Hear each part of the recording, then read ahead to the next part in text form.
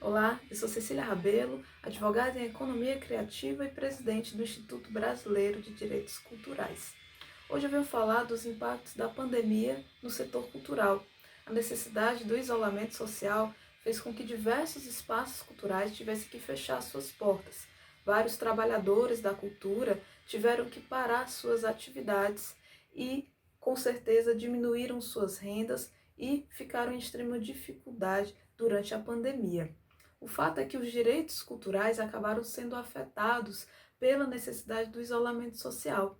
Tendo em vista essas dificuldades que afetaram tanto o setor da cultura e da economia criativa, um forte movimento social culminou na aprovação da Lei Aldir Blanc, a Lei 14.017 de 2020, que traz exatamente ações emergenciais a serem realizadas pelos estados e municípios através de um dinheiro repassado pela União para conseguir atingir esse setor cultural de forma positiva, para dar um fôlego para essas pessoas que foram tão afetadas pela pandemia.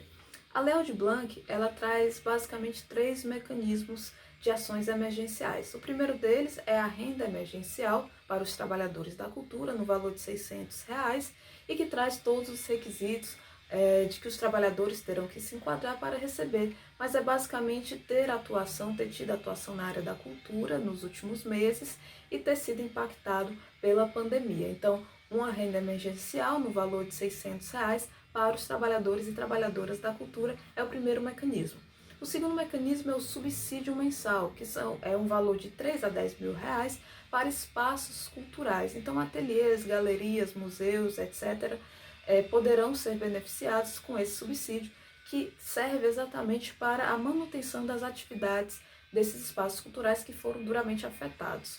O terceiro mecanismo, na verdade, é um recurso para lançamento de editais, chamadas públicas, etc., atividades de fomento para o setor cultural.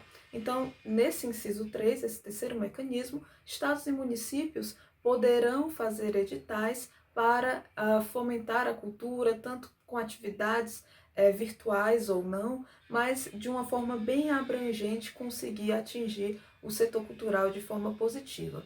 De acordo com a Aldir Blanc, então os estados vão se responsabilizar pela renda emergencial, os municípios pelo subsídio mensal dos espaços e tanto estados quanto municípios farão os editais de fomento do inciso 3. Bom, esses foram os mecanismos trazidos pela Aldir Blanc, mas o fato é que a implementação desses mecanismos está encontrando muita dificuldade, né, na burocracia estatal. O fato é que a gestão pública de cultura ela vem sendo negligenciada já há muito tempo.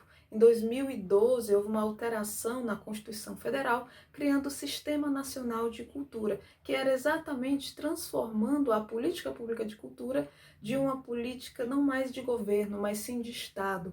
E tendo em vista a necessidade de organizá-la através de um sistema que veio essa alteração constitucional, que trouxe o artigo 216-A.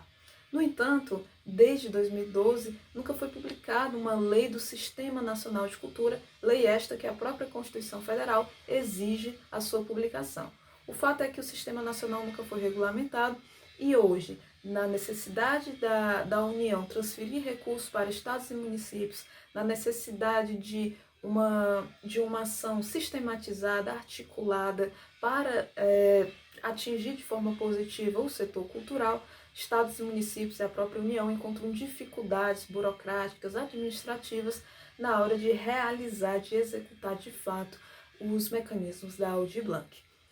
Como conclusão, o que eu posso dizer é que os anos de negligência em relação aos direitos culturais, em relação à administração pública da cultura, em relação à necessidade de criar instrumentos jurídicos e de ter uma compreensão jurídica alinhada com os direitos culturais é que está causando essa grande dificuldade da administração pública de executar a Aldir Blanc de forma efetiva, da forma como ela deve ser.